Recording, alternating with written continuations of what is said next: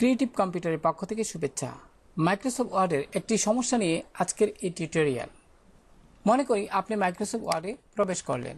এখন আপনি যখনই পেজ লেআউটের অধীনে আপনি এখান থেকে মার্জিনসে থেকে কাস্টমস মার্জিন এখানে ক্লিক করলেন, তখন লক্ষ্য করুন এখানে কিন্তু ইঞ্চি দেখাচ্ছে না, সেখানে কিন্তু ইঞ্চি না দেখিয়ে পিটি দেখাচ্ছে।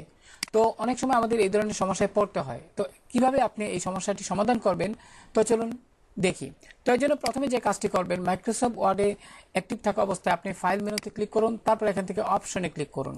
তারপর যে কাজটি করবেন, এখান থেকে অ্যাডভান্স যে লেখাটি দেখতে পাচ্ছেন এখানে ক্লিক করুন। এবার স্ক্রল বারটিকে একটু নিচের দিকে টেনে এনে আপনি এখান থেকে খেয়াল করুন, এখানে কিন্তু আপনার পয়েন্ট, আপনার ডিসপ্লের অধীনে কিন্তু পয়েন্ট এখানে লক্ষ্য করুন দেখা যাচ্ছে। আপনি এখানে ক্লিক করে আপনি ইঞ্চি সিলেক্ট করে দিন।